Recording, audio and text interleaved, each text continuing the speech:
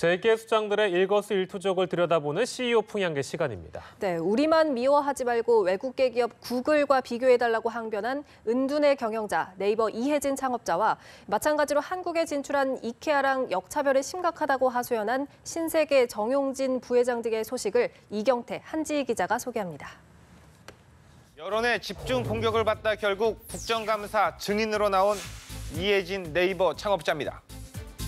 네이버에 대해 여론이 악화한 것은 한마디로 검색 정보를 지나치게 돈벌이에 활용한다는 점입니다. 예를 들어 구글에 전문 병원을 입력하면 해당 제도에 대한 개념 설명부터 뜨지만 네이버는 개별 병원 광고부터 뜨는 식입니다. 부동산, 음식점, 옷가게 등으로 범위를 넓혀보면 모든 자영업자가 어느새 네이버의 직접적인 영향권에 속하게 되는 셈입니다. 또 무심코 광고를 클릭하면 그 수입은 네이버의 호주머니로 들어가고 자영업자들은 이 돈을 대느라 허리가 휩니다. 검색 독점으로 대중을 기만하고 폭리를 취한다는 지적에 이 창업자는 어떻게 해명했을까요? 네이버가 안 해도 다른 기업, 특히 외국계가 결국 다 해먹는 사업이라고 항변했습니다. 이 창업자는 페이스북과 구글은 자국 정부로부터 막대한 지원을 받고 있다며 우리 정부도 인터넷 시장을 좀 글로벌하게 봐달라고 말했습니다. 그렇다면 이 창업자는 이 점도 잘 알고 있을 거라고 믿습니다. 말끝마다 들먹이는 페이스북의 창업자 주커버그는 자신의 딸 생일날 회사 지분 99%를 사회에 환원했습니다. 또 기초과학 연구 지원으로만 3조 원을 기부하기도 했습니다. 이번엔 또 다른 글로벌 공룡기업 이케아와 형평성 문제를 제기한 신세계의 정용진 부회장입니다. 이케아도 쉬어야 한다. 정 부회장은 지난 8월 스타필드 고향 개장식장에서 기자들에게 이런 돌직구를 날렸는데요. 사실상 쇼핑몰인데 가구 전문점으로 분류돼 주말 의무 휴일 등 정부의 복합 쇼핑몰 규제를 피하고 있는 문제를 지적한 겁니다.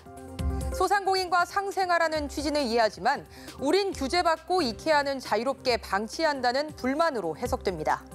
이런 가운데 정 부회장은 최근 개인 SNS를 통해 스타필드 고향의 수납 전문점 라이프 컨테이너를 선보인다고 밝혔습니다.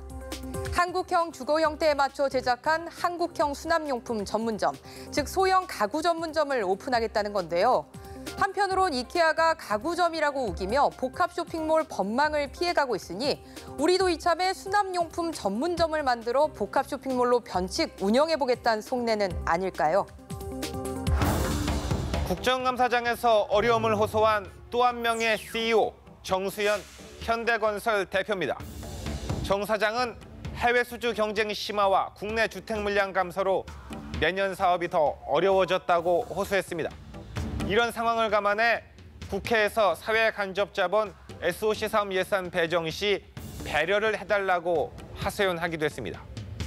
업계 1위 기업의 수장으로서 건설업계의 입장을 대변한 발언으로 들립니다. 하지만 이 부분에서 문득 생각나는 장면이 있습니다. 국가가 4대강 개발이란 초대형 개발 호재를 던져줬을 때 건설사들은 어떻게 행동했는지 담합으로 화답했고 이게 적발되자 소송으로 버텼습니다. 결국 유죄 판결을 받자 이번엔 사회공헌재단 기금 출연을 약속하며 또다시 입찰 제한 처분에 대해 사면 복권받았습니다. 그런데 2년이 넘도록 현대건설을 포함해 어떤 건설기업도 출연 약속을 제대로 지키지 않고 있습니다. 산업화 이후 정부의 전폭적 지원 속에 급성장해온 건설사들. 정부 예산만 눈독 들이다 스스로 글로벌 경쟁력을 떨어뜨리진 않았는지 자문해볼 시점입니다. 한중 관계 해빙 무드에 한숨 돌린 정의선 현대차 부회장입니다. 정 부회장은 중국 베이징에서 열린 현대차 브랜드 체험관 현대모터 스튜디오 베이징 개관식에 참석했습니다. 한중 합의의 영향에 대한 질문을 받고 좋은 영향이 있을 것으로 기대한다고 말했습니다. 정 부회장은 현대모터 스튜디오 베이징은 현대자동차 브랜드 방향인 모던 프리미엄을 바탕으로 사회적 문제를 해결할 수 있는 지속 가능성, 창조적 에너지를 반영해 구축한 공간이라고 소개했습니다.